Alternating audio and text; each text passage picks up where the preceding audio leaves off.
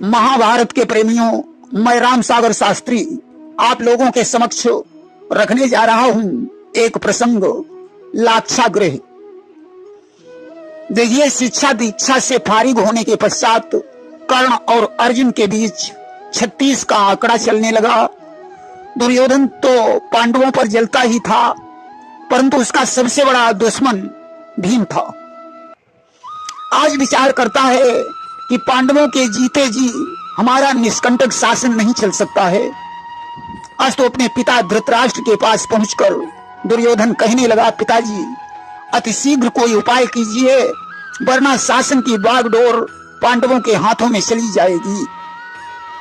कितात करऊ कछु मंत्र विचारा, अहोई निकंटक राज्य हमारा। मैं निष्कंटक राज्य करना चाहता हूं। धृतराष्ट्र ने कहा, पुत्र पाप को कितना भी छुपाया जाए, परंतु आखिर में वो प्रकट ही हो जाता है, इसलिए अन्याय करना ठीक नहीं है। प्रजा की भलाई करोगे तो प्रजा स्वयं तुम्हारे अधीन हो जाएगी। परंतु जब दुर्योधन नहीं माना तो धृतराष्ट्र ने सभी मंत्रियों को इकट्ठा करके मंत्रणा की कि करऊ मंत्र मंत्री अनुसारा, अहोई निकंटक पुत्र हमारा। हे मंत्रियों, ऐसा कुछ उपाय कीजिए जिससे मेरा पुत्र दुर्योधन निष्कंटक राज्य कर सके, क्योंकि रोग, शत्रु, नदी, स्त्री और अग्नि को कभी कमजोर नहीं समझना चाहिए। इस शत्रु दुर्बल अग्नि समाना, और क्षणमा भस्म करई जग जाना। उस समय काली नाम के मंत्री ने सलाह दी, महाराज ऐसा करो, 1 लाख का भवन बनवाकर पांडवों को उसमें ठहरा दीजिए, बाद में आग लगवा दीजिए, पांडव जलकर मर जाएंगे और दुर्योधन का निष्कंटक राज्य हो जाएगा। कि नगरी से बाहर किसी जगह 1 महल लाख का बनवाओ, फिर उनको किसी बहाने से रात में वहां पर ठहराओ। कि लाक्षा भवन करिए निर्माणा, और तामा हजारों शत्रु निदाना। मंत्री की यह सलाह सभी को अच्छी लगी। आज धृतराष्ट्र ने वरुण नगर में लाक्षागृह बनवाने के लिए विश्वकर्मा को बुलवाया और महल की देखरेख करने के लिए विदुर जी को लगा दिया। विदुर जी आज विचार करते हैं कि मैंने धृतराष्ट्र का नमक खाया है, इसलिए उनकी आज्ञा का पालन करना हमारा धर्म है, परंतु इस लाक्षागृह में पांडव जलकर मर जाएंगे, यह महा अनर्थ होगा। कि भुगतूंगा बेशक नमक आज, वह ऋण है नमक हरामी का, पर साथ साथ भय मानूंगा त्रिभुवनपति अंतर्यामी का। विदुर जी ने शिल्पकारों को कुछ धन देकर कहा, भैया इस महल में धृतराष्ट्र पांडवों को जलाना चाहते हैं, जो महा अनर्थ का काम है, इसलिए ऐसा उपाय करो कि धृतराष्ट्र की आज्ञा का पालन भी हो जाए और पांडवों की जान की रक्षा भी हो जाए। शिल्पकारों ने कहा, विदुर जी आप बताइए मुझे क्या करना चाहिए। विदुर जी कहने लगे कि इसलिए जहां तक संभव हो दोनों ही पक्ष निभा डालो, लाख के महल से छुपी हुई बाहरी सुरंग बना डालो। इस लाक्षागृह में 1 सुरंग बना दो जिससे पांडवों को अपनी जान बचाने का अवसर मिल सके। सुरंग के द्वार पर 1 खंभा लगवा दो, अगर ईश्वर की इच्छा हुई तो वे सुरंग से बाहर निकल जाएंगे, आगे भगवान की मर्जी है। आज इस प्रकार से गुप्त सुरंग का निर्माण हो गया।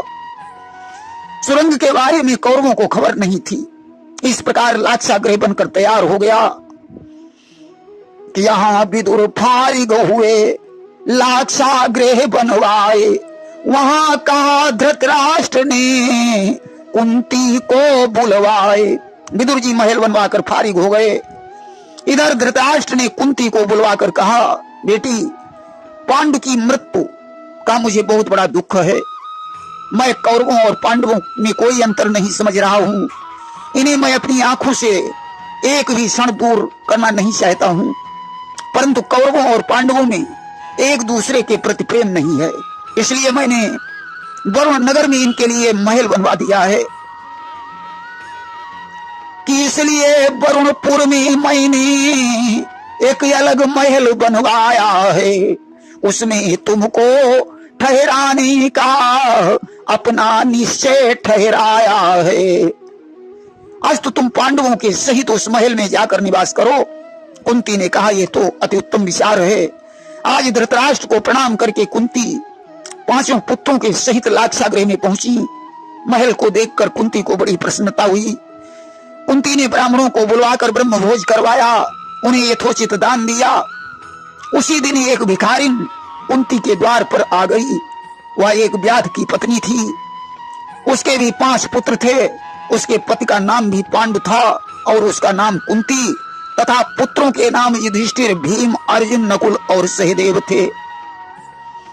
दोनों का दुख एक जैसा था।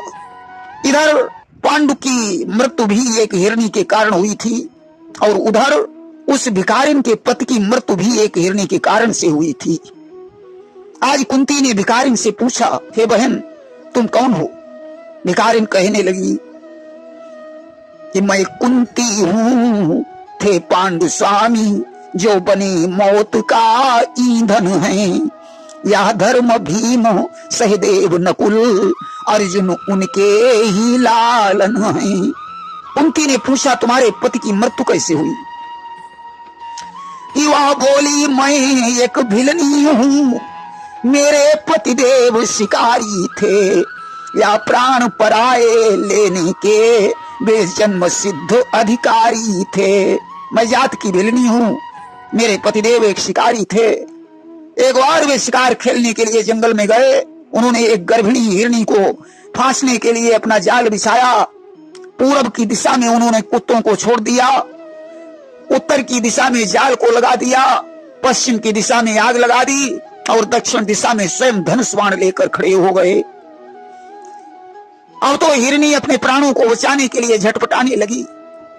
ईश्वर की ऐसी इच्छा हुई कि कुत्तों को चीतों ने मार डाला, जाल को चूहों ने काट दिया, घनघोर वर्षा होने लगी, आग बुझ गई और मेरे स्वामी पर आकाशी बिजली गिर गई और उनकी मृत्यु हो गई। तब से मैं अनाथ होकर इन बच्चों के पालन पोषण के लिए इधर उधर भटक रही हूं। कुंती ने कहा, वश बहन, तुम्हारी करुण कथा और मुझसे सुनी नहीं जाती।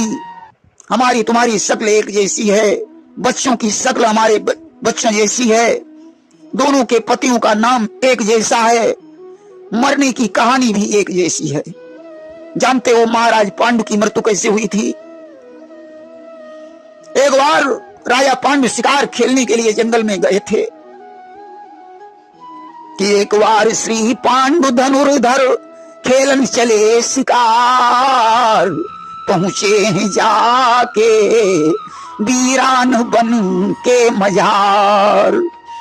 उसी विपिन में एक मुनि जी तपस्विनी संग रहते थे, आठों याम राम का सुमिरन बड़े प्रेम से करते थे। दैव योग की बात मुनि पर काम प्रेत यशवार हुआ, चढ़ा करारा रंग काम का ध्यान योग बेकार हुआ। कि पत्नी से बोले यूं प्यारी आ जाओ, करो शीघ्रता दिल की प्यास बुझा जाओ। भर दो मेरे मन मंदिर में यौवन की झनकार, पहुंचे हैं जाके वीरान बन के मजार। राजा पांडु उस जंगल में पहुंचे जहां एक संत जी अपनी पत्नी के सहित जंगल में कुटी बनाकर रहते थे। दैव योग से ऋषि पर काम का भूत सवार हो गया। उन्होंने पत्नी से रति की याचना की। लौकिक मर्यादा के कारण उन्होंने हिरण और हिरणी का रूप धारण कर लिया कि रति निमग्न दोनों हुए, बना हिरण का वेश। दैव योग से भटक कर पहुंचे वहीं नरेश। जिस समय दोनों रति निमग्न थे उसी समय धनुष पर बाण चढ़ाए हुए महाराज पांडु पहुंच गए। उन्होंने हिरण के ऊपर बाण का संधान कर दिया। बाण लगते ही दोनों असली रूप में प्रकट हो गए। अब तो भयभीत होकर राजा पांडु अपने अपराध की क्षमा मांगने लगे। संत ने कहा, हे राजन, जिस तरीके से आज तूने रत निमग्न जोड़े को फोड़ दिया है, उसी प्रकार तुम ही जब अपनी पत्नी से संसर्ग करेगा तो तेरी मृत्यु हो जाएगी। ऐसा कहकर उन दोनों ने अपने प्राणों को छोड़ दिया। राजा पांडु दुखी होकर घर लौट आए। उन्होंने ये घटना कुंती और माद्री को बताई। सुनकर दोनों को बहुत बड़ा दुख हुआ। पांडु के उस समय कोई संतान नहीं थी। कुंती के पास दुर्वासा ऋषि का दिया हुआ एक आकर्षण मंत्र था। उसने पांडु की आज्ञा लेकर धर्मराज का आह्वान किया, जिससे युधिष्ठिर का जन्म हुआ। पवन देव की शक्ति से भीम, इंद्र की शक्ति से अर्जुन का जन्म हुआ। अश्विनी कुमारों की शक्ति से नकुल और सहदेव का जन्म हुआ, जिन्हें माद्री का पुत्र कहा जाता है। एक दिन दैव योग से पांडु ने माद्री से संसर्ग की चेष्टा की और उसी समय उनकी मृत्यु हो गई। ये अनुराग राग का बाग जला, बैरागी एक आग लेकर विधवा हो गई माद्री भी, अंतिम दिन का सुहाग लेकर। अब तो राजमहल में हाहाकार मच गया। भीष्म पितामह कुंती और माद्री को धीरज बनाने लगे। धीरे धीरे जब पांडव कुछ बड़े हुए तो दुर्योधन ने दुश्मनी के कारण भीम को जहर का भोजन खिला दिया और लाश को गंगा जी में डाल दिया, जहां पाताल लोक में वासुकी की पुत्री अहिलमती के साथ भीम का विवाह हो गया। आज कुंती ने उस बिल्ली से कहा, बहन तुम्हारे और हमारे पति के मरने का कारण भी एक जैसा है। तुम भी अनाथ हो और हम भी अनाथ हैं। आज उसने भोजन कराकर उसे महल में ठहरा लिया, परंतु उसे क्या पता था कि आज पुत्रों समेत हमारी जिंदगी का आखिरी दिन होगा। उधर दुर्योधन ने कर्ण से कहा कि अब क्या करना चाहिए। कर्ण ने कहा, पुरोचन को भेजकर उस महल में आग लगवा दीजिए, पांडव जलकर मर जाएंगे, सारा झंझट समाप्त हो जाएगा। कि वरुण नगर में शाम को जा पहुंचा छलधाम, धर्मराज के सामने उसने किया प्रणाम। पुरोचन शाम के समय धर्मराज के पास में पहुंचा। उसने धर्मराज को जाकर प्रणाम किया। धर्मराज कहने लगे, आओ भैया पुरोचन, देखिए पिता के मरने के बाद उसका बेटा युवराज बनता है। अपने मुंह अधिकार मांगना शोभा नहीं देता। उन्होंने वर्णपुर में ये महल बनवा दिया, मुझे इसमें भी संतोष है। पुरोचन ने कहा, धर्मराज ये सब ईश्वर की इच्छा से हो रहा है। इतना याद रखो, खाई खोदने वाले के लिए हमेशा कुआं तैयार होता है। इस तरह मीठी मीठी बातें करके पुरोचन वहां ठहर गया।